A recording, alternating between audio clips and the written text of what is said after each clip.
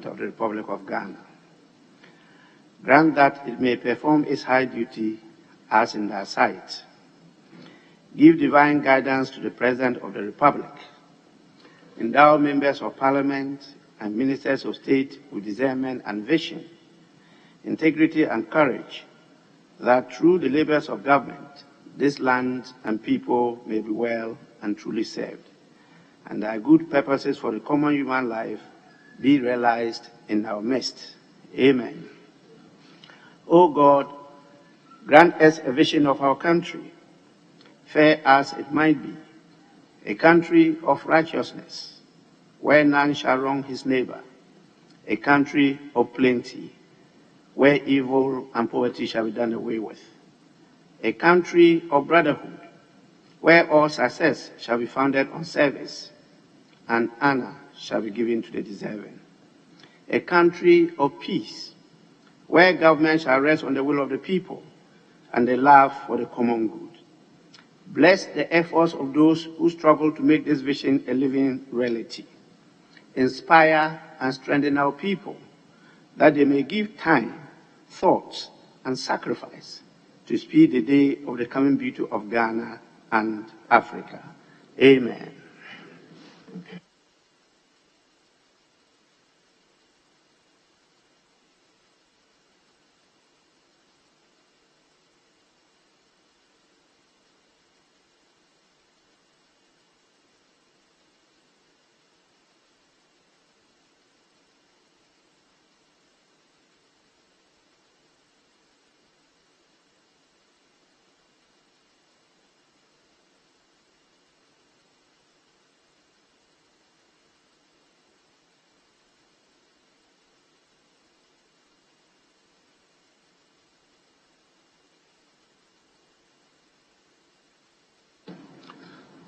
Honorable members, correction of votes and proceedings and official reports, if any. We start with the correction of votes and proceedings of Tuesday, 26th October 2021. Page 1.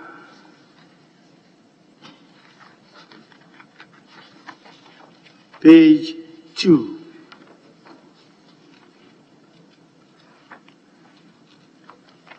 Page 3.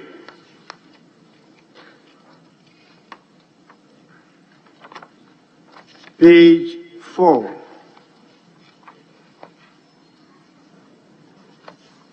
Page 5.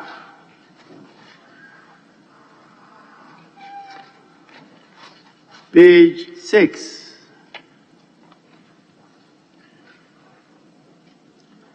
Page 7.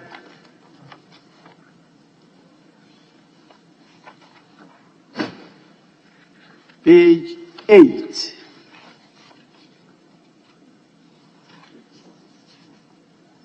Page 9. Yes, please. Mr. Speaker, on page 8, number 71. I think yesterday I saw my nephew, Alasan Soyen, the Member of Parliament for Tamale North. He was here yesterday.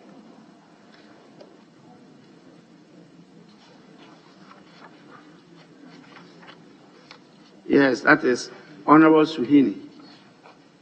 He was present yesterday, but you've captured him as being absent. Please, table office, take note. Page 9.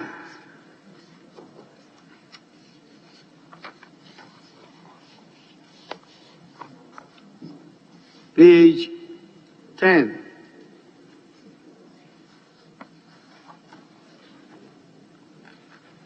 Page 11. Yes, Manuel Leader. Mr. Speaker, page 11. Even though I raised the issue, procedurally, the table of it will have to vet the proceedings of that particular day, so that it is not as if I only used yesterday's opportunity to do a second consideration of that matter when I referred to the oath to be sworn before the president or such other person as the president may designate. What I did yesterday, but they have to go back to the record to reconcile it. Other than that, it will look as if a matter passed through consideration, I just come through the window here to be able to rectify or correct it. That will be wrong to our procedure and practice. Even though I'm holding the constitution, that is what is appropriate. But I can't recall vividly what happened the day we were considering that particular bill. So if what we did at the time is consistent with this, that is acceptable. But if it is not, Mr. Speaker, you have to direct. Other than that, we reach tomorrow, anybody just rising here when we are correcting votes and proceedings, then he will seek to tamper with decisions that were taken at consideration. Thank you, Mr. Speaker.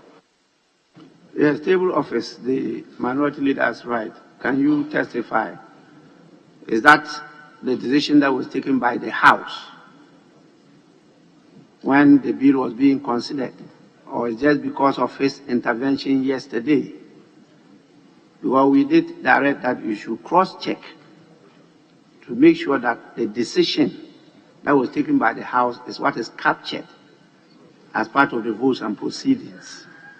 And so what you've done now, it gives the impression that this is the decision of the House. Is that the situation? Please let us know.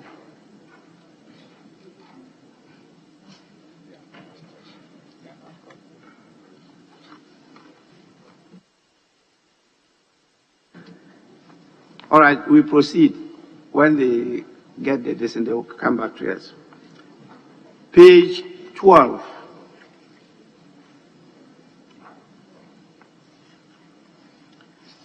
Page 13.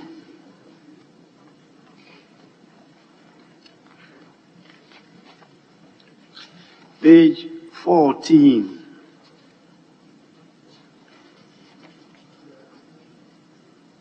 Yes, Minority Leader. Mr. Speaker, except that my tree is not that rich, but page 12, the Nana Kwame Ampedu, the word I wish somebody fluent in tree did the pronunciation, 1, 2, 4, hine or something.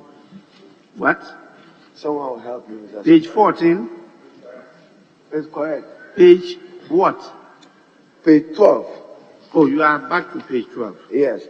And he is saying it is correct. Mr. Speaker, I have my research group. The spelling they sent to me was ONYUM24. But I'm just saying, for the record, I mean, this is linguistics. And I admit that maybe, Mr. Speaker, Second Deputy Speaker must take interest in this matter since it's about the Akan, the Twi language. The 12 there, the Untum for Hine. Whatever it is, Mr. Speaker, whatever Hine is, the Hine must be spelled correctly and linguistically. And I'm saying that what is here, I'm unable to reconcile it with what my researchers produce as a correct linguistic spelling of that title. Thank you, Mr. Speaker. Second Deputy. Yes, any person to clarify. What we got is correct? Yes.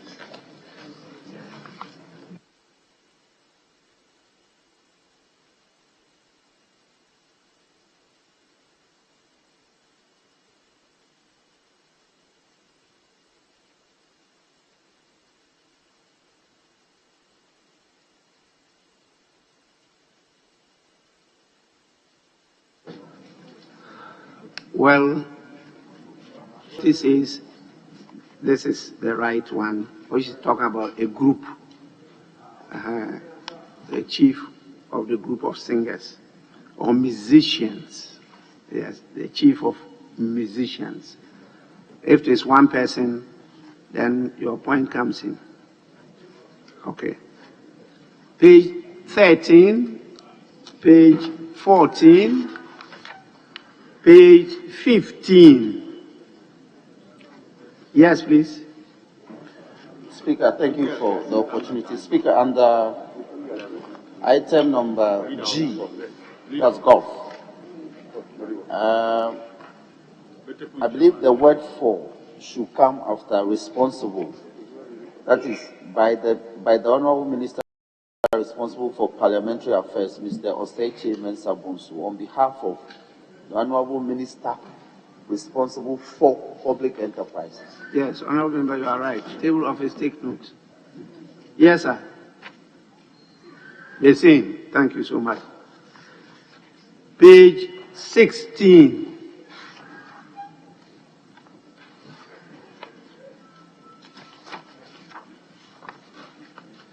Page 17.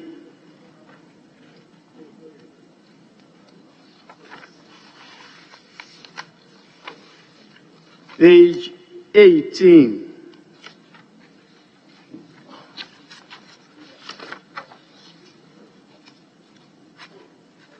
Page 19.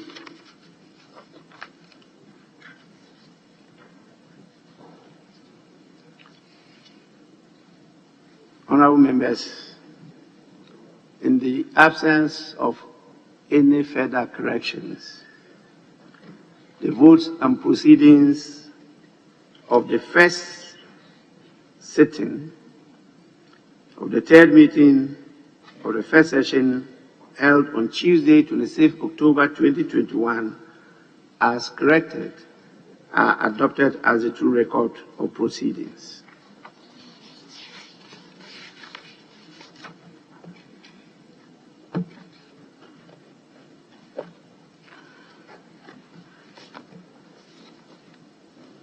Official reports.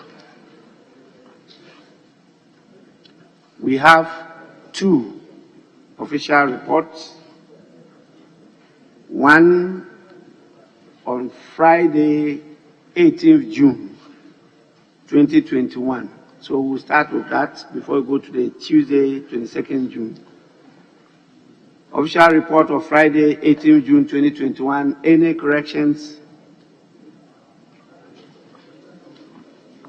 In this absence of any corrections, the official report of Friday, 18th June 2021 is hereby adopted as a true record of proceedings. We now take the official report of Tuesday, 22nd June 2021. Any corrections?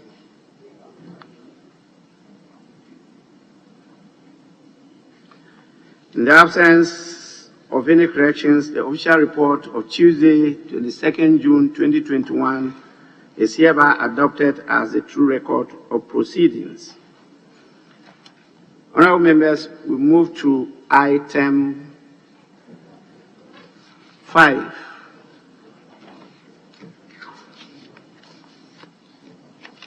Fortunately,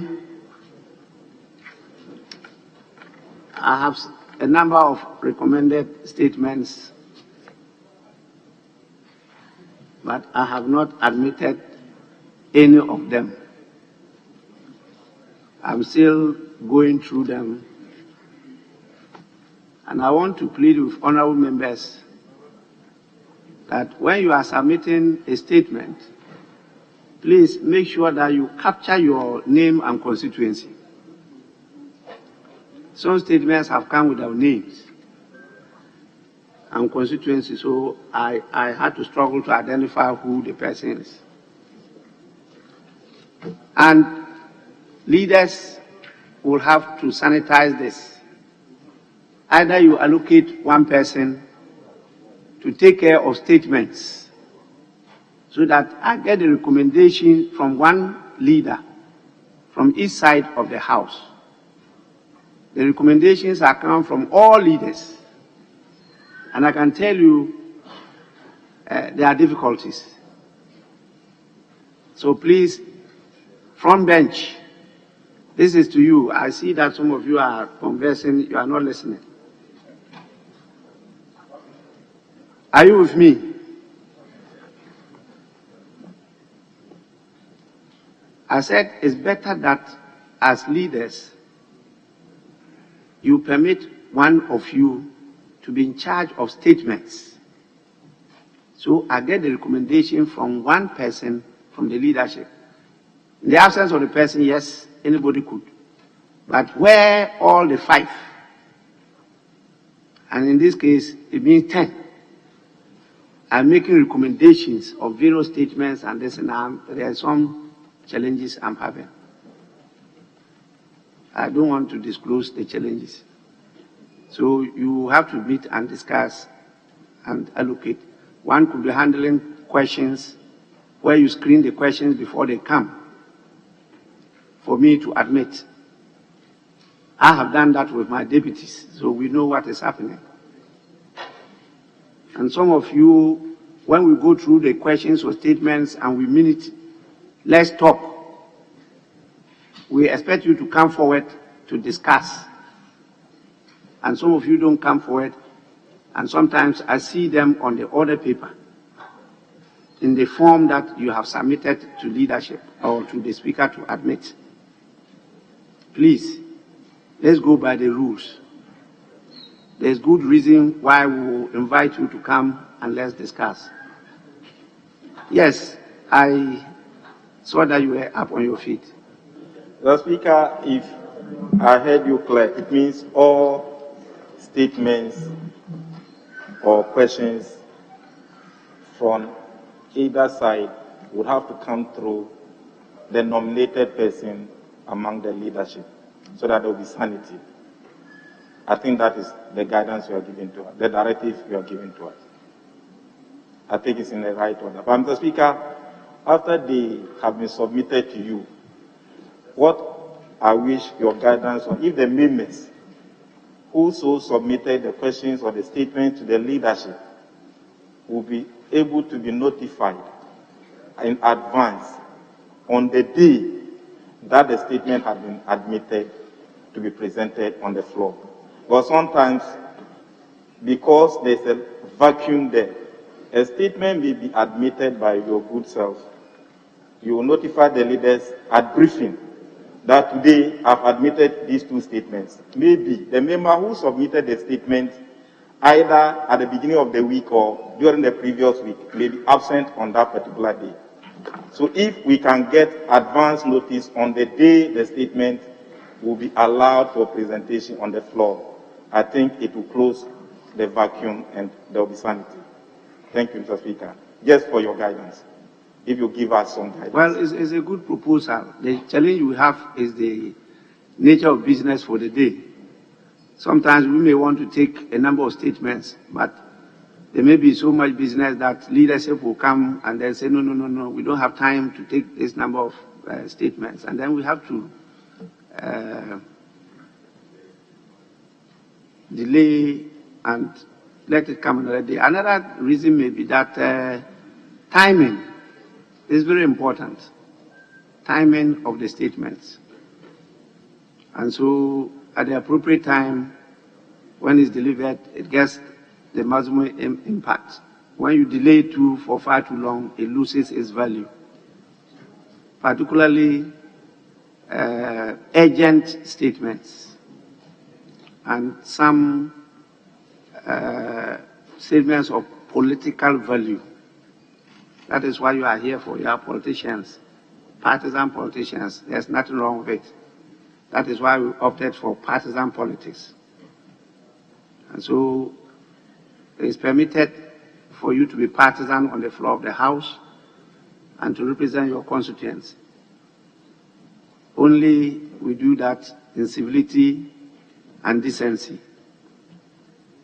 So I'm still going through the statements, plenty of them. I think from next week, you start taking statements. Yes, sir. Right Honorable Speaker, I rise on Order 73 of the standing orders of this House to bring a complaint of a contempt of the Parliament of Ghana before Right Honorable Speaker for Mr. Speaker to make appropriate orders in respect of same. Mr. Speaker, I request that this House will cite ACP Isaac Kojo Asante, who is the Regional Operations Commander of the Greater Accra Region, and ACP Eric Winfo, who is a Divisional Commander of the Adenta Abokobi Division of Ghana Police Service, for contempt of this Parliament under Order 73 and Yes, a minute. Order 31 yes, a minute. Yes, a minute. of the standing orders. Yes, a minute. Yes. My colleague who was on his feet relied on Order 73. Just a clarification. The provision there is clear that provided he has previously notified Mr. Speaker.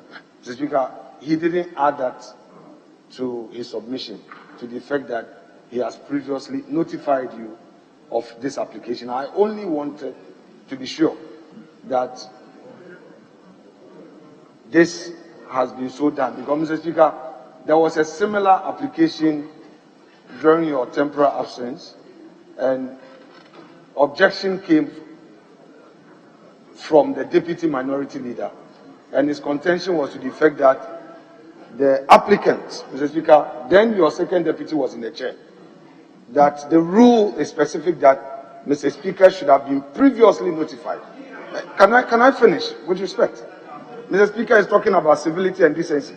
Mr. Speaker, the deputy minority leader's contention was to the effect that at pre-sitting, that matter did not come to the attention of leadership, and that Speaker, the second deputy Speaker, did not draw the attention of leadership to the effect that there was such a notification in respect of the application, an application under Order 73. I am only humbly seeking to know from Mr. Speaker whether or not Mr. Speaker has been notified prior to this application as required by the rule, because he says he relies fully on this order, and he quoted it to mount his application. Mr. Speaker, that is all. I thank you.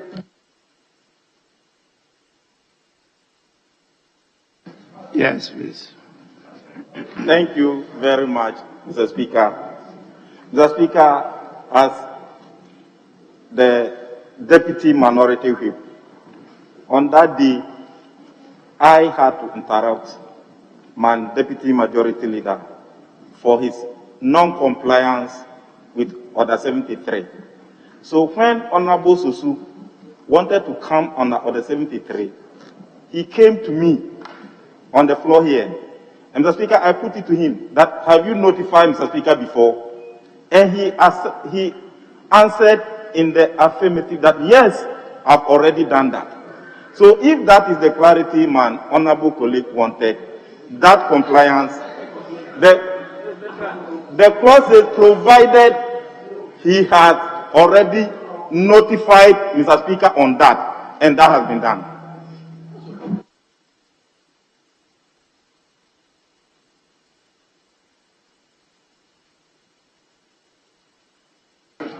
Yes, Minority Leader. Mr. Speaker, I think that the honorable member for Medina is appropriately invoking standing orders to state a matter which affects him personally and of a public interest. My colleague, the deputy leader, you didn't even avail yourself for conclave.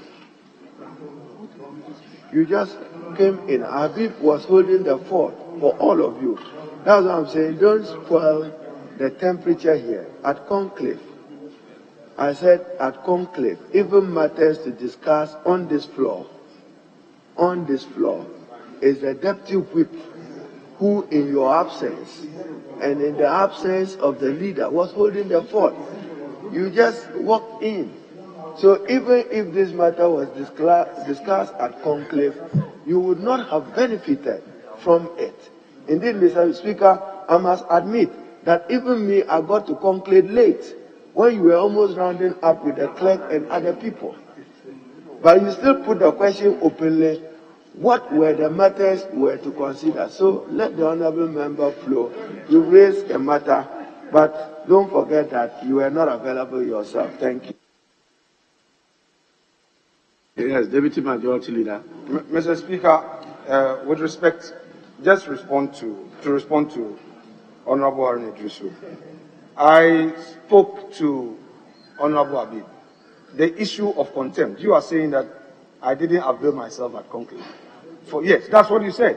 But this matter, according to him, didn't come up at conclave. Mr. Speaker, I am surprised that the very rule that my colleagues on the other side insisted on, when same is being discussed, then you are now raising issue. All I wanted to know was whether or not he has previously notified Mr. Speaker, because that was what you used in addressing Habib's application. It is for Speaker, you don't answer for Speaker. I inquired from Mr. Speaker, and you want to answer for Mr. Speaker. I am only asking because that was your concern. You use that to arrest somebody's application. You know it. So I'm only asking Mr. Speaker.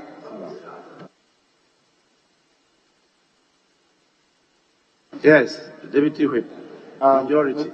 Mr. Speaker, respectfully, this morning at the conclave, I was there with the Honorable Second Deputy Whip, Honorable Doyo, and then the Minority Leader joined and Honorable Ahmed also joined. It has never been discussed, and I'm not aware that such a motion was going to be moved this morning. So, notification on leadership or this issue being discussed this morning, it hasn't been discussed. And I was there in the presence of the Speaker, and I was not aware before coming into the chamber. Honorable members, please, this is a very simple matter. First, let me emphasize that matters of contempt of Parliament or members of Parliament or staff of Parliament are serious matters. Very, very serious matters. These are the building blocks of democracy. If we allow that to be eroded, we have no legs to stand on. As you sit here, you are not individuals. You are the corporate body of your constituents. And you are also representatives of your political parties. And you represent Ghana. So you are not individuals. The police, the security agencies, they represent the state. That is why even one is beating you and you are stronger than the person, you can't touch the person.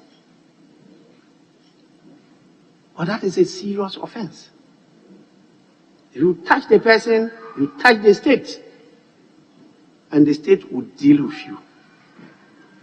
As a result of that, those special rights that is given to the police, the security service and the rest, some special rights are also given to members of Parliament and some staff that work in Parliament. You don't joke with that. You are not just members of Parliament. You are leaders. And if leaders cannot even take care of their constituents, what is your value? They have given all their destiny to you to lead them.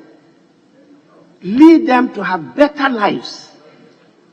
Protect us. Defend us. Care for us. Make sure we enjoy the fundamental human rights and freedoms that are guaranteed in the Constitution, so that we can exercise our potential to the fullest. You have that responsibility, and you have to discharge it. That is why you are given special rights. So when we are dealing with contempt, it's not one of those issues that you can toy with. And I take a serious view of it. The orders that have been referred to are very clear. If you look at Order 53, it gives opportunity after statements for members to come in with issues of contempt. That is Order 53. You can go through it. And that comes as 53(1)L. And that is after statements, which is K. When you go to Order 73, it's very clear. It says a member may, at the time appointed for complaints of contempt of Parliament under the provisions of Order 53, that is Order of Business, which I just referred to, bring to the House any complaint of contempt of Parliament, provided he has previously notified Mr. Speaker. I am the one to determine. If I'm not notified, I will say so. I will hold the person and say, you are out of order. Go back and do the proper thing. Even in situations of urgency, and that is what 73(2) takes care of. It says in urgency circumstances, such complaints may, with Mr. Speaker's prior permission, be made at a time other than that appointed for it. You can have contempt in the face of the House. In court, they will say, in facie curia, in the face of the court. We can have it here. And a member can get up and raise that issue. It's urgent matter. You need my permission there. I may just say, well, these are some of the things.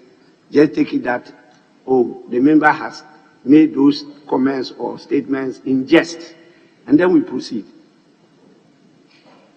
But I think the member has done the right thing. I was given a written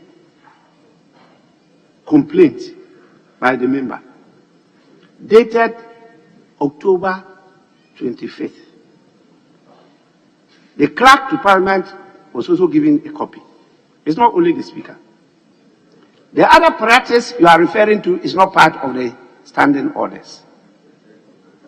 That at conclave, some speakers decide that it's something that we will discuss there. It's not part of the standing orders. It's a good practice. But I don't want to talk about what happens in conclave. I don't. You are raising it, but I don't want to raise it. Sometimes I'm compelled to come late, to sit late because of conclave. I don't want to talk about it. So please, the member has given the Speaker prior notice, and the Speaker gave him permission to place that complaint before the whole House, and for us to take the necessary action. And this one deals with you members of Parliament, not me. It is something dealing with members of Parliament. And at the end of his complaint, I'll make a statement before I refer it to the committee to handle. So, Honourable Member, please, you may go on. Thank you very much, Right Honourable Speaker. Mr. Speaker, on 25th of October 2021, as part of my parliamentary duties, I led the people, the chiefs, elders, youth, community leaders, as well as some organized associations in a protest and demonstration against bad roads from Aimensa to Amrehia. Mr. Speaker, in the morning of that demonstration, I woke up to the information that some of the young men had already started protesting and were blocking roads, and others were even burning ties. Right, Honorable Speaker, as soon as I got to the location of the demonstration, together with the police, who had previously been notified under the Public Order Act, Mr. Speaker, we went through the road and I led the police to de-escalate and make sure that all the youth came under control until we all gathered at Otinibi, where we then proceeded on our demonstration under the leadership of the police and ended at Aimensa. Right, Honorable Speaker, at the end of the demonstration, whilst addressing the people, I had noticed that I was wanted at the Regional Police Command. Mr. Speaker, I inquired that I was supposed to come to Parliament to ranking members and deputy ranking members meeting at 11. So even though the demonstration was scheduled to end at 11, we hurried and made sure that we ended by 10 a.m. so I can come to Parliament. So I made this known to the police and asked that if it is just an invitation to do a post-mortem of the demonstration, they should allow me to come to Parliament. After Parliament, I can always come there, or the following day I would come. Mr. Speaker, they insisted that they were not going to allow me to go. So I inquired, are you putting me under arrest? If you are putting me under arrest, then you need to tell me the reasons for the arrest and read out my right to me. And knowing that I'm a sitting member of Parliament on parliamentary duties, you would have to write to the Right Honorable Speaker before I can respond to any criminal complaint that you may want to bring. Mr. Speaker, after this conversation, I went on to speak to the rest of the media men and made it very clear that the invitation that I had been given, I had declined the invitation, and that they know what they should do appropriately by writing to the Speaker. Mr. Speaker, right after my interview, the police officers under the command of the said ACP Isaac Kojo Asante, the Regional Operations Commander, and Eric Wilfo, the Divisional Commander of Adenta Abokobi, led their boys to manhandle me, their men to manhandle me and virtually held me and humiliated me right in the presence of my constituents with whom we were demanding for better roads.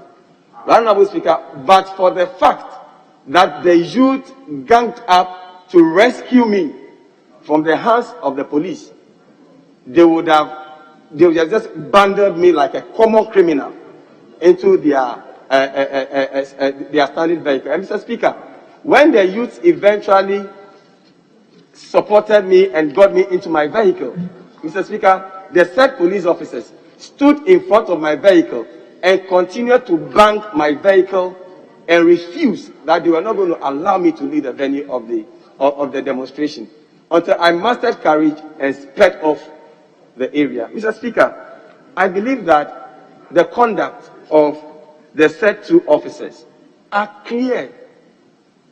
They are clearly in contempt of the work that I do as a member of Parliament and in contempt of this Parliament.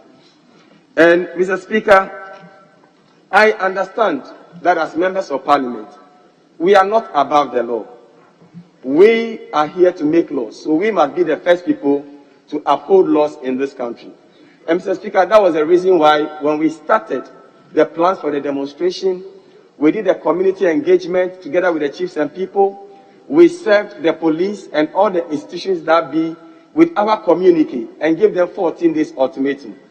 Mr. Speaker, after the 14 days, we then formally notified the police under Section 1 of the Public Order Act that we will be doing this demonstration on the 18th of October 2021. Mr. Speaker, the police invited me to the region where we sat and had a conversation, and the police proposed that we change the date because on the that week was going to see the regional tour of His Excellency the President and the demonstration by the law students, aggrieved law students of the Ghana School of Law. And Mr. Speaker, I obliged. After the meeting, the police served me with a letter dated 14th October 2021, in which the police itself prescribed the date for the demonstration, which was 25th October 2021. And it was this day that we embarked on this demonstration, which, in my estimation, did not record any casualty and was one of the most peaceful demonstrations, except that the people were out there venting their anger. At the end of the day, we were able to control that. Under those circumstances, I didn't see the reason why, as a sitting member of parliament of this August House, the police will manhandle me in that manner. To the extent that, Mr. Speaker, when I left, there were intas all over that the police had sent people to my house, to my area, and I could not even stay in my own house for the last 48 hours. Mr. Speaker, based on these matters, I wish that Mr. Speaker would exercise your powers under Order 31 of the Standing Orders of Parliament to refer this matter to the Privileges Committee for further investigation. I respectfully submit to Right Honourable Speaker.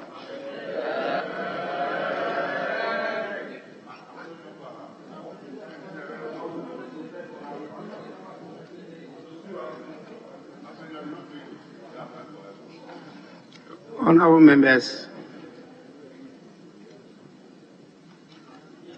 Subpart 2 of our standing orders is very clear as to the procedure to adopt when a complaint of contempt is lodged before the House. There are even some instances that are detailed out in the standing orders, and members should take time to go through them. In the circumstances, I can only, under Order 31, direct that the matter be referred to the Committee of Privileges.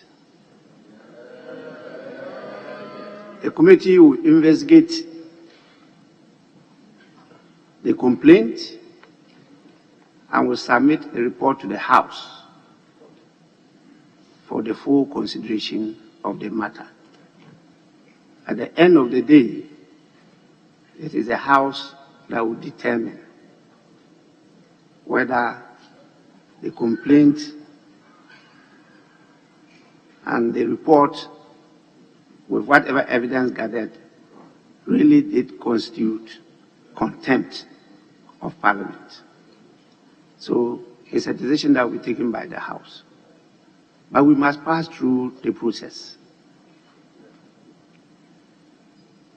I myself will be issuing a statement in the near future on what is happening to members of Parliament from both sides of the House. Both sides of the House. I receive complaints. I receive information about how police service, some personnel, pursue members of Parliament from both sides of the House. And I've on a number of occasions intervened to talk to the authorities and to draw their attention to the law. Even sometimes I have to call the Attorney General and Minister for Justice in this matter. So apart from this, I myself had decided to come with a very comprehensive statement on this matter and let people know that members of parliament have some special rights because of the peculiar nature of the position, the functions, and the duties of the member of parliament. It's not during my tenure of office that I will sit still, stare, and allow those things to be flouted with impunity. It won't happen. And let it be known that the power of the people is stronger than the people in power.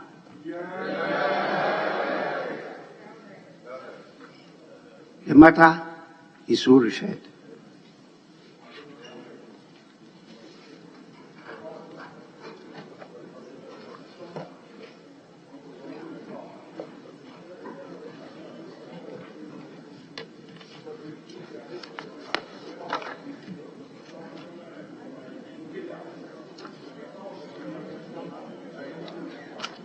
Honorable members, we move to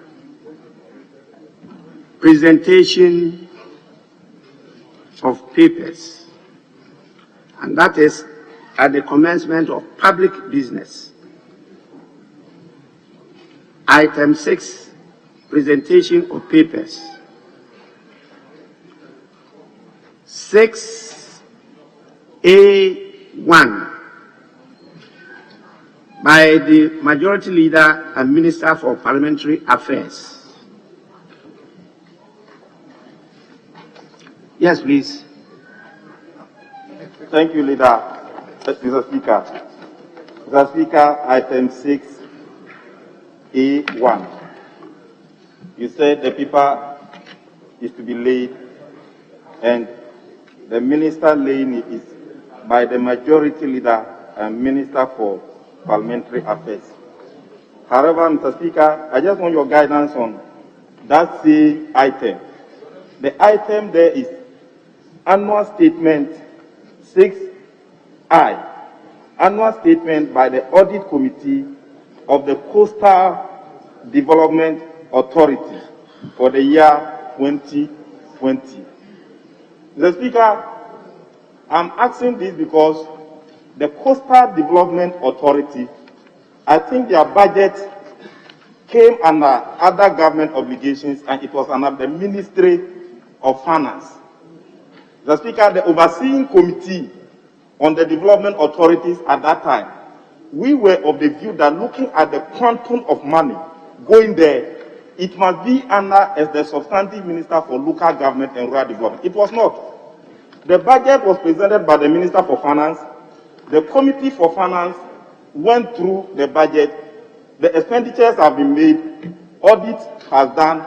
And now, Mr. Speaker, the Majority Leader is going to present the Audit Committee. Mr. Speaker, it will not help proper oversight from this House.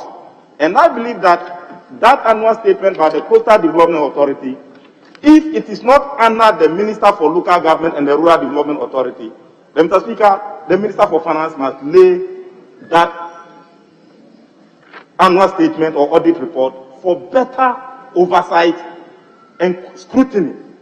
Mr. Speaker, this is an authority that has awarded over 1,500 contracts. The Majority Leader has no committee under him to do proper oversight and go to the project site to see for our maker whether those projects exist or not. Mr. Speaker, the Minister for Parliamentary Affairs or Majority Leader cannot do that. So if this House wants to do Ghanaians a favor, we must let the Minister for Finance lay it. The Committee for Finance must go round to see, just oppose the fundings, the audit queries, and all those things with the actual projects. Mr. Speaker, beside that, another paper on that same sector where the Minister for Majority Leadership will also lay is the national service. Mr. Speaker, I believe during our time, during the previous administration, national service came under the Ministry of Education. And therefore, if there's a minister, if there's anybody in this house to lay that paper, it should be the minister in charge of education. Mr. Speaker, if we allow the majority leader to lay annual, either finance or education, to lay the annual statement of the national service, Mr. Speaker, scrutiny and oversight from this house, we may not be doing Ghanaians any favor. And therefore, this house, Mr. Speaker, I just want to seek your guidance, and in seeking your guidance, I want to add that if this House of the Republic want to do Ghanaians any favor, we must show concern on where the monies are being channeled into. And we must do a follow-up. The Speaker, I'm saying this because sector ministers, like just last week, the Committee of Education was on nationwide monitoring. They visited project sites. The same thing happened to health. The same thing happened to local government. And the Speaker, finally, even Zongo, annual report on Zongo Development Ministry, the Speaker, and that report too is going to be laid by the majority leader. The Speaker, you cannot overload the majority leader with all those fund. We created the fund, and we must oversight the fund, and we must investigate the fund. So if you allow the majority that will lay this to Mr. Speaker, we may not be doing Ghanaians any favor. So if the items are not mistakenly loaded under the majority leader, he cannot use that in that territory. He's treading on a very dark area where oversight will be in jeopardy. So Mr. Speaker, I need your guidance. Thank you very much. Yes, Chairman for Finance Committee. Yeah, thank you, Mr. Speaker. Before you provide the guidance that he sought, I thought I should add mine so we could all be guided by you. Yes, please. The concerns he raised related primarily to oversight, and I identify with that. I think we must so work that we can exercise the oversight responsibilities of Parliament well.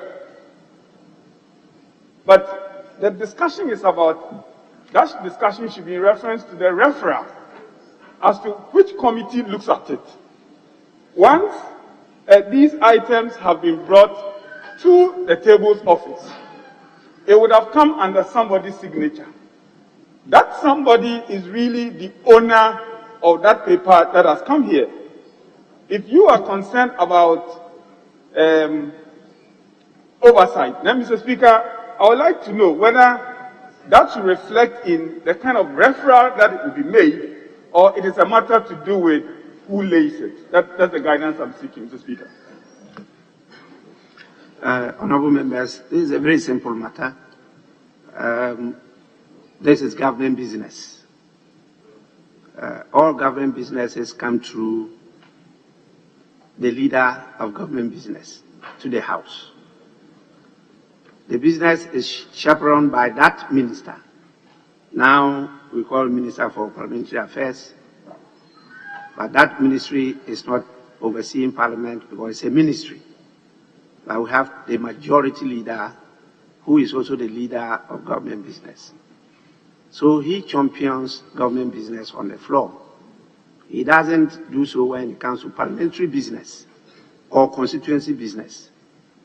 That is where the Speaker comes in. But when I preside over all the businesses and I apply the rules, the practice and procedures as we know them. These reports are not annual reports of those institutions.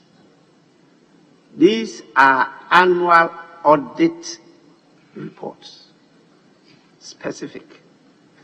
And therefore, audit reports, as we all know, are usually handled by a specialized committee of Parliament called the Public Accounts Committee. It's not left to general oversight of Parliament. The committee over the years has specialized in handling audit reports from audit agencies, including the Audit Service. And so these reports will be referred to that committee, not the sector committees. So it's a good point that has been raised by the Deputy Minority Whip, but the proper thing is that all audited reports, and we pass the laws, must be referred to the specialized committee as the Public Accounts Committee. They will do all what the Deputy Minority Minority Whip is talking about. It's not only going to look at the finance, but they will also ensure that the performance audits are well done. And so I think it's proper from our practice that we decided to take that aspect and try to give some autonomy and independence. And that's why you realize that almost all the Constitutional Commission's reports and the rest pass through the majority leader to be laid. So I don't see anything wrong with it being laid by the majority leader and Minister for Parliamentary Affairs. It's only that it should have been done under the authority of leader of government business. But in this case, he's the same person. In some parliaments, or including ours, it could happen that the majority leader will not be the leader of government business. Because we can have majority in opposition. That's the system we run. And that person cannot be the one in charge of government business. It will be somebody else that the government would decide who should be in charge of government business on the House, even though that might be minority person. So I think that we should allow the majority leader and Minister for Parliamentary Affairs to present these audit committee reports to the House for consideration. Deputy Minority Leader, you disagree with the Speaker? Mr. Speaker, just want to draw your attention to the report. The report itself is not the Auditor General's report. This is the report of the Audit Committee established under Section 86 of the Public Financial Management Act. Now, these reports are the Audit Committee report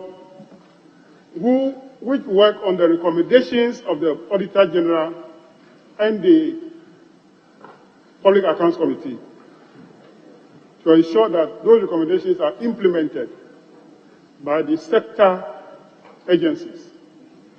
So the law demands the Audit Committee to submit report annually to Parliament, to tell Parliament how they'll be able to implement the recommendations of Parliament, the Auditor General, and then the Public Accounts Committee. So the difference here is that it is not a report coming directly from the Auditor General, but it's a report of the Audit Committee. So what we have been doing in the past is to refer this report to the sector committees to do a follow-up based on the recommendations of the Auditor General and the Public Accounts Committee and Parliament. So I just want to draw your attention to the difference between the two types of reports. Deputy Minority Leader, don't belabor the point. I did not restrict my submission to only reports from the Auditor General. And that's not what I said. And if you read our Hansard, you realize that the initiation of the establishment of those audit committee reports was from me. And so it is through my efforts that we establish those committees to follow up on the recommendations that have been approved by Parliament and ensure that they are implemented. Because issues were raised about Parliament just being a talk shop, and that what the recommendations were approved and this and that, they are not implemented. And so we had to do that.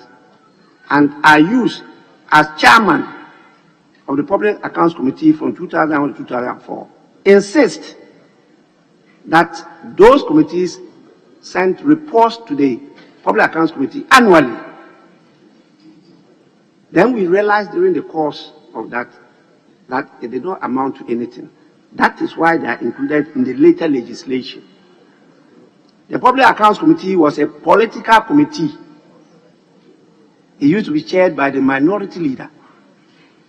I insisted that it should be chaired by professionals for us to focus on the professionalism than politics. So as minority leader, I stepped aside and brought in Honorable Salas Mensah as a professional to start chairing the committee. That is how come we moved away from the politics to professionalism. So I know the background of that, and I still believe that the correct place for those reports to go to is the Public Accounts Committee to follow up on the implementation, not sector committees. The annual reports of those agencies, which are comprehensive reports, not dealing with audits, will go to the sector committees, and they will handle those reports.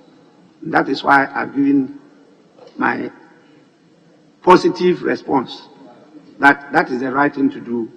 The majority leader and Minister for Parliamentary Affairs should be given the opportunity to lay the reports. I will refer them to the Public Accounts Committee to handle and report to the House. If you are getting too much inundated with work, let us know. We'll know how to help you to finish up the work.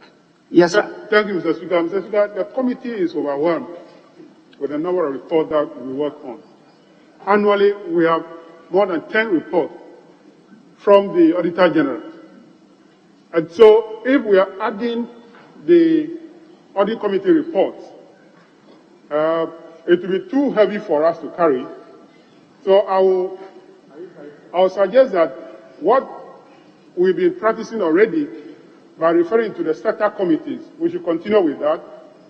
And then when there is a need for the audit or PAC to also assist, we'll do so. Currently, we are in arrears. We are finishing with the report of 2017. We are planned to work on 2018 and 2019 next year. If we are able to do that, they would have bridged the gap. Then the committee can come back for this. But for now, we'll be overwhelmed with the numbers of the report that we're supposed to work on. So I want to plead that we continue with the sector committees working on this report for now. Thank you, Mr. Speaker. Yes, Chairman, Finance Committee. Mr. Speaker, we should be very careful in these matters. The Audit Committee under the PFMA has been constituted to serve a special purpose. The normal sector committees are constituted bearing in mind their expertise. And it is largely the technical matters relating to that sector. Where you have an audit committee of a covered entity doing work on what even the audit service would have done, and a report is coming to this House, I'm not too sure, merely because the committee feels overburdened, it's good reason to redirect it to committees that may not have the right competence to do that. So I sympathize with the honorable member, but I think the solution he's proposing could be problematic. Yes, Deputy Minority Whip, you started the whole thing. I will come to you. Yes, yes. Please. Thank you, Mr. Speaker. Mr. Speaker, before I started the matter, I didn't know the chairman of the Public Accounts Committee will come out with a submission that he will be inundated with too much work.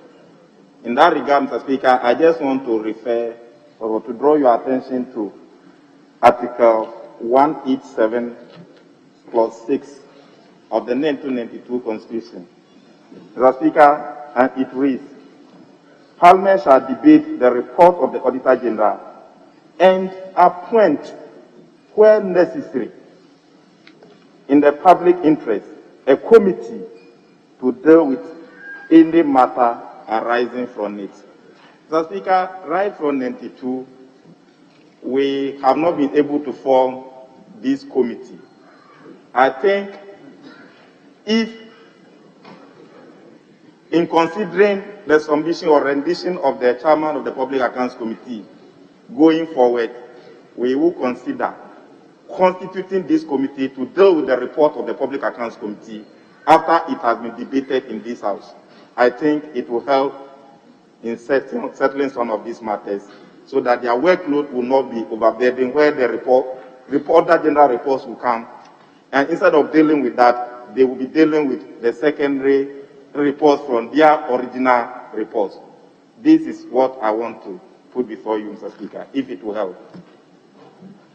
Yes, Honourable Member. Right, Honourable Speaker, thank you for the opportunity. I'm grateful for your education on how we came to try to improve the work we do up to here. And I think it's very important that those of us who just joined would understand how Parliament of Ghana has evolved so far.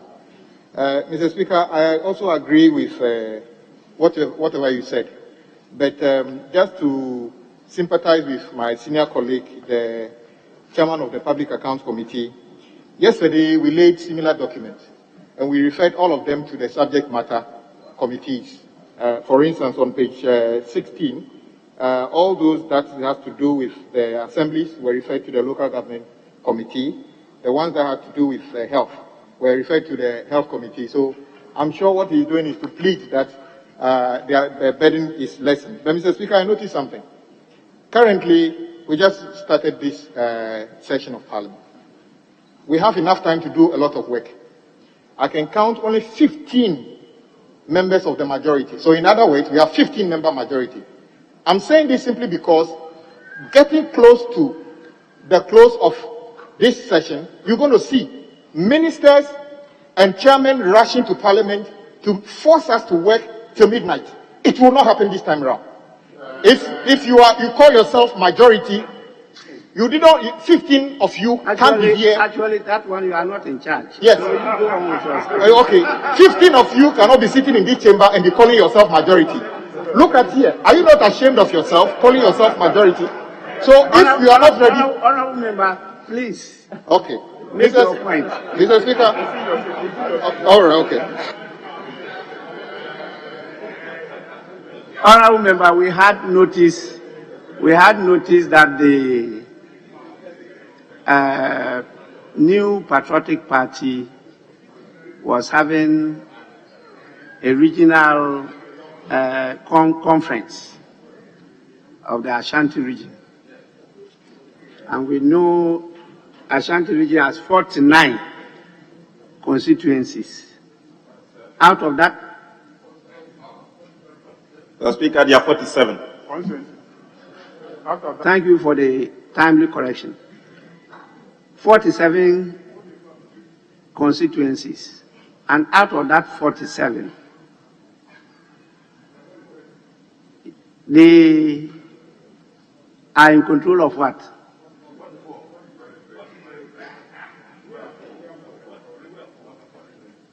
As of now, it's 43. And so they did inform me that they had to be part of what's happening there today. And I gave permission. They came through the majority leader himself. So I gave permission for them to attend that conference for today.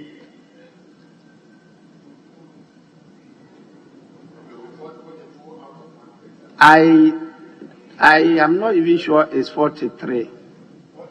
I think it's 42. Because one is independent. And that is why he is here. And that is the main reason why he is not a member of the New Patriotic Party.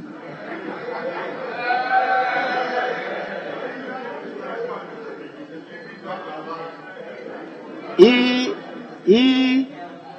is an independent member of parliament. Anytime there's evidence that he is a member of the New Patriotic Party, he stands constitutionally disqualified from being a deputy speaker of parliament. Read your constitutions very well and be careful how you speak. So he himself has shown that he's not a member. That's why he's here.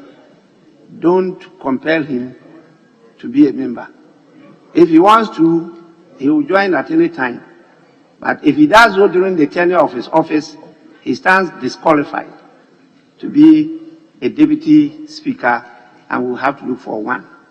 So please, he's been doing well. He's been very supportive of my efforts. I'm happy with him. And usually I thank him for learning very fast. You know.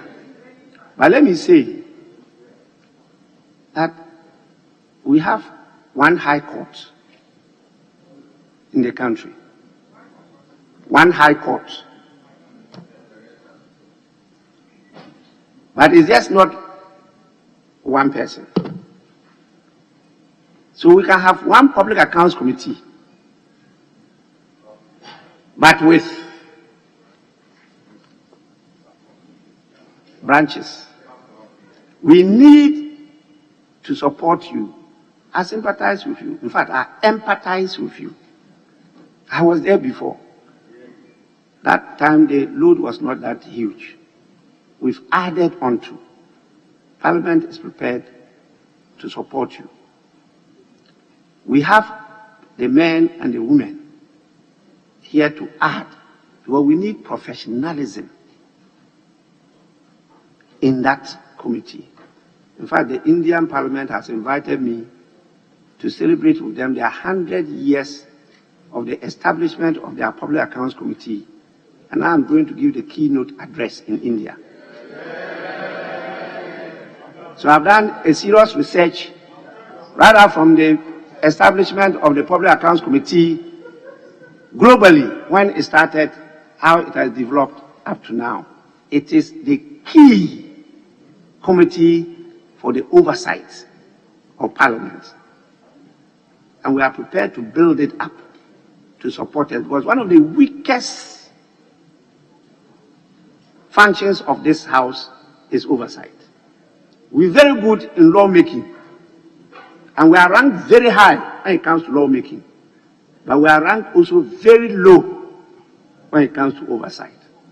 We need to strengthen you. So please put your challenges before us. We'll try and assist you to be able to handle the load that we are putting on you. But I think the proper committee to handle audit reports is a Public Accounts Committee, not sector committees. What we have learned, the skills of even probing, tracking, tracing, asking questions, when it comes to audit reports, is not what is in the sector committees level. So please don't let's, I cannot review the earlier referral, but I think the proper thing is for these reports to be referred to the Public Accounts Committee. So please, may we allow the right representative of government to present the reports to us. I thought we had done so much talking on this matter. Sorry. Yes, please. Thank you very much, Right Honourable Speaker. Maybe before that clarification, on a lighter note, I wish to be one of your assistants to India when you are going.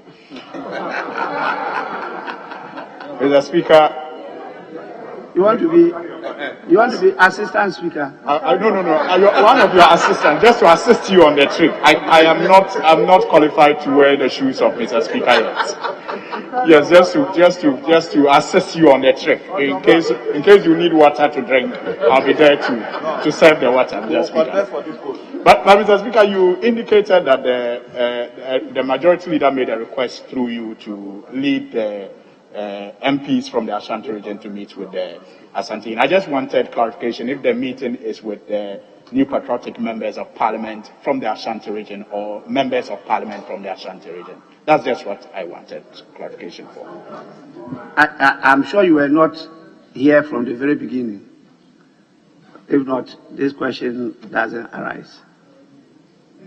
You know, it's a conference of the new patriotic party, a regional conference, and members should be there.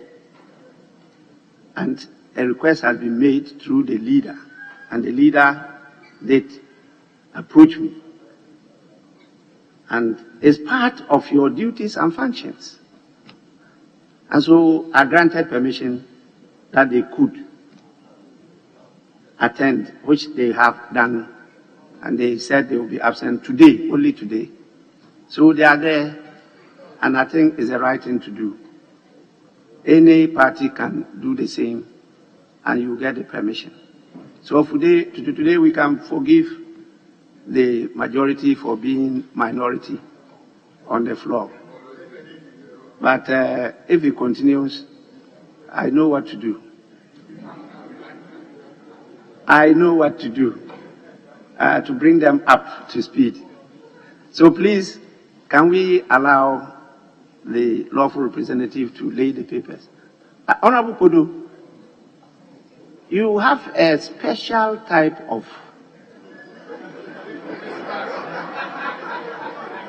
is it a face mark or nose mark?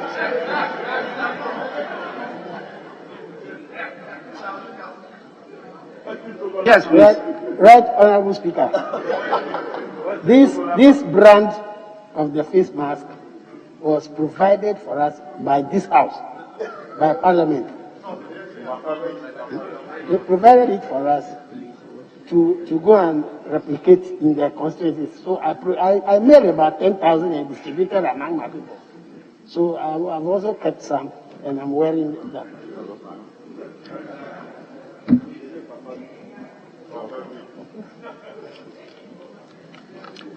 Yes. Right, Honorable Speaker, I want to draw your attention to the provisions in the Public Financial Management Act. Sorry? Regarding audit committee report. Which act? Public Financial Management Act. Yes, please. Act 921. Yes. If you read section 88, it states the functions of the audit committee. And we are talking about who should present it and who should deal with it. That is the section I want to read for our attention. 88.2 states that annual statement required under subsection 1B shall indicate the remedial actions taken, indicate the period, and then C says be endorsed by the relevant sector minister and forwarded to the minister, parliament, office of the president, and the auditor general within 6 months after the end of each financial year. So the audit committee statement is to be endorsed by the relevant minister, forwarded to Parliament. So two issues I want us to clear. Number one, Coastal Development Authority. Which one else? The other Middle Belt, and then the Savannah, the Northern Belt. Which ministry are they operating under now? So that we can trace the report to the sector minister it is I know that it is now under the office of the president. So, but the law is saying that it should be endorsed by the sector minister. So, which minister is responsible for it, even though it is under the office of the president? Then again, I said they should be forwarded to Parliament, office of the president, and the Auditor General. So when such statements are issued, what are we to do with it in Parliament? It should be, the report go back to office of the president? Yes, it is to be forwarded to Parliament. That forwarded to Parliament, I want us to clear whether forwarded to Parliament means we should refer it to an appropriate committee to deliberate upon it and bring a report back to the floor for plenary discussion. Those are the issues which are bothering my mind. But this is the provision of the law. Act 921, section 88(2). Mr. Speaker. Honorable Member, the purpose of referral is for the appropriate committee to look at the state of the law vis-à-vis the contents of the reports that have been referred to them and report to the House. That is why we have committees. So all the issues you are raising are issues that will be considered by the committee to see whether the report complies with the provisions that you are just drawing attention to. If not, the recommendations of that Public Accounts Committee will draw our attention as to the right thing to be done. When a report is referred to Parliament, Parliament is not the clerk, neither is Parliament the Speaker. Parliament is as constituted. 275 members presided over by a Speaker. That is Parliament. And so when they say refer to Parliament, it means refer to this body. And the only way the thing can be presented to this body is when this body is in plenary and the paper is presented as laid. That is the procedure. And that is what we are complying with. It cannot be done in any other way, or else a lot of things will happen behind you without you knowing. That is why we insist that it be done. It's Parliament that can now come back and say that the law we passed, there are some problems with implementation, and you recommend ways of improving it. Because you pass the law, and it must go according to that provision. And so if we find out that at the end of the day, we are inundating ourselves with so many reports that it's even becoming impossible for the House itself to handle them, we will now legislate and get other specialized bodies that could partner the House to handle them, because oversight of governance is led by the arm called Parliament and no other arm. So we decide who should assist us to do that. But we have the ultimate responsibility. And so we've not done anything wrong now. We've done the right thing, and let's go through them. At the end of the day, we find challenges. We definitely, once we have challenges, there are opportunities. And we'll get the opportunities, and that will support us to do our work. But I think this is the right thing to do. Let's use the specialized committee to handle specialized reports. It's not annual reports of those development agencies. It's a specific audit report. So please, can we go on? Right, Honorable Speaker, I'm grateful for this particular elucidation you've given us. The difficulty I will have with the law as presented by Honorable Kolo and the directions that we are taking is the fact that most of these, any county government will decide to hide so many of these bodies under the office of the president. And the law is saying that those reports must be referred to the office of the president. It becomes difficult for ministries that have direct relationship with this house in terms of our oversight to be able to adequately deal with this report.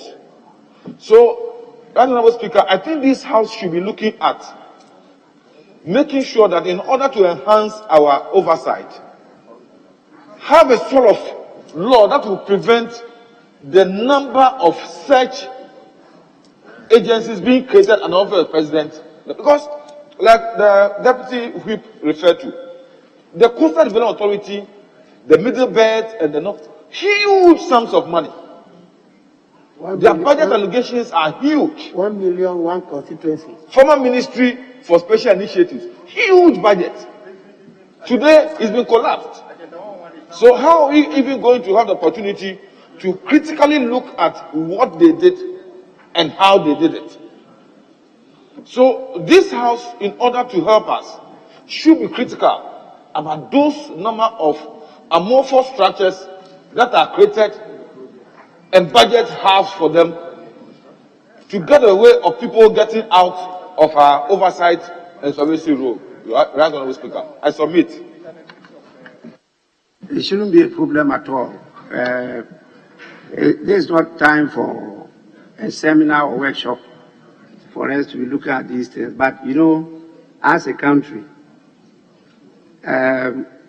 we are used to some system of government. And that is in our heads. But not what we have put in our constitution. That's not what we are practicing in this country. That is not. And that's one of the challenges. If you have an executive president, you don't have cabinet with cabinet approval. In any case, in our constitution, there's nothing like cabinet approval. Under our laws, cabinet approves nothing. Cabinet is advisory. It's very clear in the constitution. But everybody is talking about, has it been approved by cabinet? When even you have executive president. In parliament here, whilst all the other arms have councils or commissions, we have a board. Board, Parliamentary Service Board, which is for the parliamentary service. You are not part of parliamentary service. You are part of parliament. But the Parliamentary Service Board, a public service board, is to oversee parliament. These are all wrong concepts. It never works anywhere. You can't implement that. But that is what we practicing. Not even according to what our constitution. We have to really look at all these things. And that is why some of us have been putting pressure that we should look at the Constitutional Review Commission report and update, revise some provisions of our Constitution to current thinking and the new type of governance that we have in the world. Smart governance, not good governance. We've gone beyond good governance to smart governance. That's where we are now. And so there are a lot of things that we have to do. And we are the lawmakers. Nobody else. Our responsibility is huge. And we are toying with it. Because you are being controlled by parties. But the parties don't even fund your activities. You do them yourself. But because you believe in one man, you allow yourself to be controlled and to sing the praises of individuals to the detriment of the country. I sit here as your speaker. I will lead you for us to do what we can and to update this government and strengthen this parliament for us to rectify the wrongs and get this country moving. If you won't go with me, I will leave you behind. Are you hearing? If you won't go with me, I will leave you behind. And some people will go with me. And I'm very sure that by 2024, there are some things we have done to change the face of politics in this country. If not, forget it. What is going to happen in 2024, none of you will want to be alive. Yes, we have to get up. I will make statements for you to listen, and we'll change the face of politics in this country. You elect honorable people, people of great respect, and put them in mud. They get muddy, and they are in the mud working for you. You are benefiting from their sweat, and you are outside enjoying and condemning them in the mud, destroying them. By the time they finish their term of office, they just go to the grave. There's no way to live again. That is what is happening to former members of parliament and former ministers of state. You are destroyed to the extent that you have no value in the society. Meanwhile, all what you've been doing goes to other people, not yourself. You all know it. How many of you work and keep the money in your pocket? How many? It's just a few who might have been in business or something and are continuing and maybe putting something there.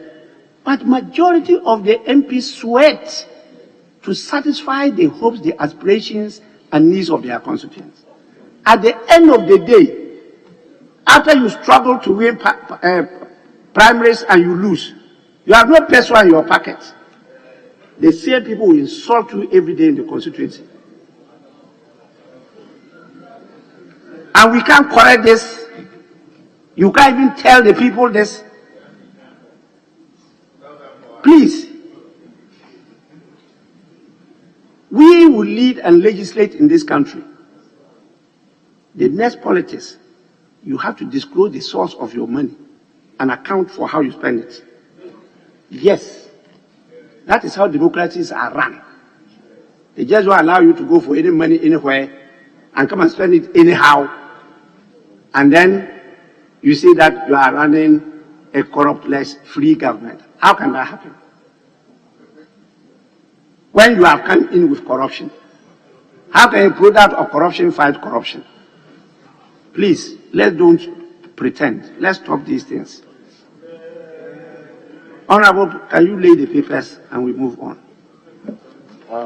Mr. Speaker, I seek your leave for the Minister for Chieftaincy to lay the papers on behalf of the Minister for Parliamentary Affairs. The Minister for Chieftaincy and Religious Affairs, please, you can lay the papers for on behalf of the Majority Leader and Minister for Parliamentary Affairs. Yes, please. Able. Annual statements by the Audit Committee of the Coastal Development Authority for the year 2020. Honorable members, the annual statement. Sorry. With respect, yesterday we had a problem with her.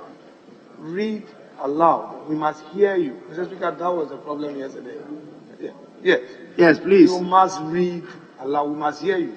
When you are outside of this chamber, we hear you aloud. Proceed. Read, Mr. Speaker. She is not a timid lady. We know her. She is never timid. Mr. Speaker, she is never timid. That is one of Mr. our... Speaker, she's behaving as somebody who Mr. Speaker has ruled against, so she cannot even talk. But we have no reason. There hasn't been any ruling against you. Read aloud. Honorable Deputy Majority Leader, I don't even know who is reading the... Because I can't see those below me. So please just allow her. She is one of our procedural clerks, very good at her work. They just simply want you to increase your volume. Yes, please. Could you repeat what we just read? Annual statement by the Audit Committee of the Coastal Development Authority for the year 2020. Sorry? Mr. Speaker, your orders were not complied with. It's not the same person who repeated. Somebody else took over. It's Edith. Edith was the one. Edith. Yes, proceed. Clerk to Parliament, you are in charge of the table office. Please, can you take control? Annual statements by the Audit Committee of the Coastal Development Authority for the year 2020. Honorable members, the annual statement has been referred to the Public Accounts Committee for consideration and report to the House. 6A Roman 2. Annual statements by the Audit Committee of the Zongo Development Fund for the year 2020.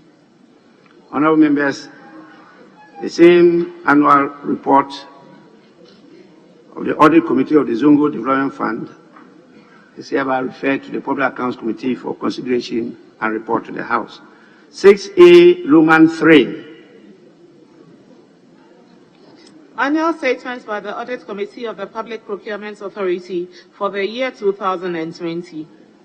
The same statement has also been referred to the Public Accounts Committee for consideration and report to the House. 6A Roman 5. Sorry, Roman 4. Annual statements by the Audit Committee of the National Service Scheme for the year 2020. The annual statement has also been referred to the Public Accounts Committee for consideration and report to the House. And we take the final one, 6A Roman 5. Annual statements of the Audit Committee of the Judicial Service for the year 2020. Same annual statement has also been referred to the Public Accounts Committee for consideration and report to the House. We now go to 6B. Mr. Speaker, with your leave, will the Minister for Chieftaincy to lay on behalf of the Minister for Roads and Highways? Minister for Health. Did I hear you well? No, Chieftaincy and Religious Affairs. The same minister? Yes. Yes. Honorable Minister, you may do so. Annual statement by the Audit Committee of the Ministry of Roads and Highways for the year 2020. Honorable members, the annual statement by the Audit Committee of the Ministry of Roads and Highways for the year 2020 is also referred to the Public Accounts Committee for consideration and report to the House. 6C by the Minister for Finance. Mr. Speaker, I seek your leave for same Minister for Chieftaincy and Religious Affairs. Yes, Deputy Minority Whip. Mr. Speaker, we just started sitting yesterday. And Mr. Speaker, you gave a caution that ministers of state must be present in the chamber to do business in the House. Mr. Speaker, the first minister sought permission from you. That's the Minister for Parliamentary Affairs. So we agreed with our colleagues on the other side to seek permission for the Minister for Chieftaincy to lay the papers on his behalf. The second Minister for Roads and Highways, he sought permission, even though we don't know the whereabouts of the Minister for Roads and Highways. And Mr. Speaker, if the Minister for Roads and Highways is not here, he has able deputy or deputies. Mr. Speaker, he sought permission for him. We agree. We now come to the third Minister, Minister for Finance. And Finance, Mr. Speaker, you added yesterday that this is a budget meeting. Mr. Speaker, the Minister for Finance must take interest in the business of this House, especially for this budget meeting. Mr. Speaker, he has 2 or 3 deputies, and even has a Minister of State in that ministry. Mr. Speaker, if matters of finance are relegated to other sector ministers, without all the 4 honorables in that ministry being able present in the House just to lay these papers, Mr. Speaker, who are they taking us for? On this note, Mr. Speaker, I may not have any difficult challenge, but I'm just adding to the question that you raised yesterday. We will agree for the minister to lay the paper. But going forward, Mr. Speaker, the ministers or honorable ministers must take your word very serious. Mr. Speaker, I thank you. We agree with the minister to lay the paper. Majority, is there any response? Or you are okay with the submission? Mr. Speaker, he ended on a good note of cooperation. We have therefore taken a cue.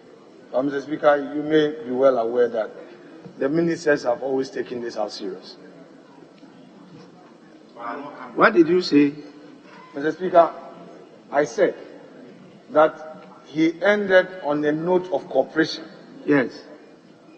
However, on the substantive matter he raised, I know for a fact that ministers of state under this government take this House serious. It's not true. Mr. Speaker, it's not Speaker, true. you may disagree. There's ample evidence to show that the ministers don't take this House seriously. And I am telling you that from this meeting, we will make them take this House seriously. I will allow the Minister for Chieftaincy to lay this report. After that, I'm adjourning the House. And I want the appropriate ministers to appear for the House to lay the reports. Are you with me? Mr. Speaker, you know, you are the head of this institution. Mr. Speaker, who am I to challenge your position on the matter? Mr. Speaker, but we know, Mr. Speaker, I know that some people may misquote you and take you out of context. But Mr. Speaker, I understand you to mean that even if the ministers score 98%, you expect them to score 100%. So, Mr. Speaker, you want to enrich parliamentary oversight. So they should take us more serious. Honorable member for Efutu. Mr. Speaker, your own base, Efutu, yes. The honorable member for Efutu. Yes, Mr. Speaker. Deputy Majority Leader, who is my son, definitely cannot challenge me. And so my directive stands. Honorable Minister, lay this report and I'll proceed to adjourn the House. They will come as ministers to do their work and we'll give them the opportunity and we'll work together. Annual statement by the Audit Committee of the Ministry of Finance for the year 2020. Honorable members, the said annual statement is referred to the Public Accounts Committee for consideration and report to the House. As I've just indicated, my intention is for us to call it a day. And since it's not yet, yes, please.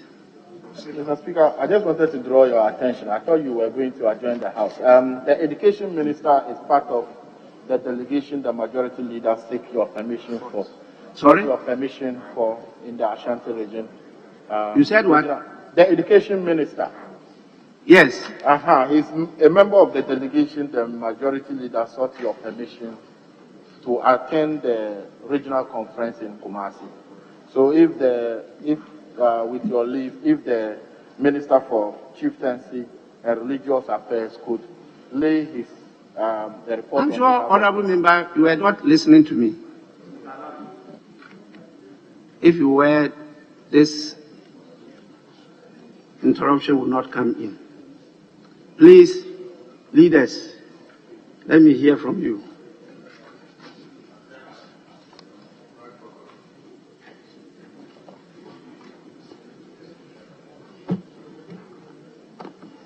Yes, please. Mr. Speaker, I don't know whether you want to seek an indication. Mr. Speaker, with your caution, if there is any minister who respects you and respects this house and take the house very seriously, is the education minister. And I thought that was the angle Mankolis was going to come from. He's the most punctual minister with his deputy, Honorable Aduchum and Tim Fojo. But you were not coming on that. You say you sought permission. If you can seek permission from the Speaker, judging from his conduct, then you lay that paper, then you indicate that we adjourn. That's what the Speaker says. The Speaker, honestly speaking, the Honorable Minister for Education is always in this house. Until we adjourn, he doesn't go. Same applies to his two deputies. But he's one of the Ashanti regional ministers who have sought, or MPs who have sought permission from you. So we have no problem with that. But where we had problem was the Minister for Finance, his own audit, ministry's audit, that he was not present to lay. That is why we said annual statement for the audit committee of the Ministry of Finance for the year 2020. If nobody will be here at all, he himself must be here to lay. So, Mr. Speaker, we bear with you. We allow the Minister for Chieftaincy to lay the papers on behalf of the Minister for Education, who has already sought permission from you. After that, the majority bench can give indication, then we will comply.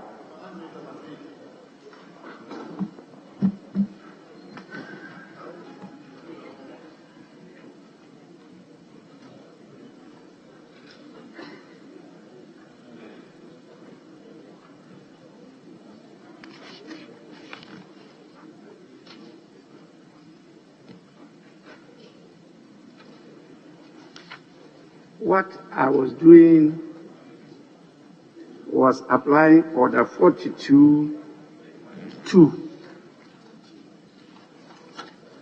consulting the House for fixing the time when the sitting of the House should be adjourned sine die, or to a particular day, or to an hour, or part of the same day. As leaders,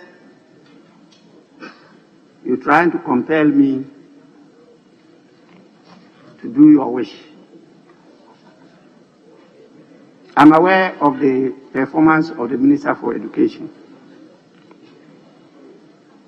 I insist that we take an adjournment. If you are not prepared to do that, I have the authority and power to adjourn the House.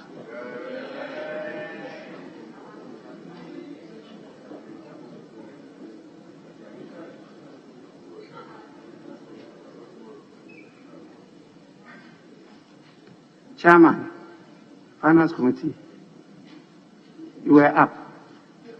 Thank you, Mr. Speaker. Mr. Speaker, it is just to say that we have some reports to lay, and we crave your indulgence to allow us to do so, so that we can... I am not interested in people who don't listen to me. If you were listening to me, you will not get up to raise this issue. Please. Mr. Speaker, there be no further business before us. I humbly move that this House stands adjourned till tomorrow 10 in the forenoon, where business shall commence. Great. Mr. Speaker, I rise to second the motion for adjournment, and in doing so, I want to add that we must take your caution seriously, and both MPs and ministers must be in the chamber on time to do business. I second the motion.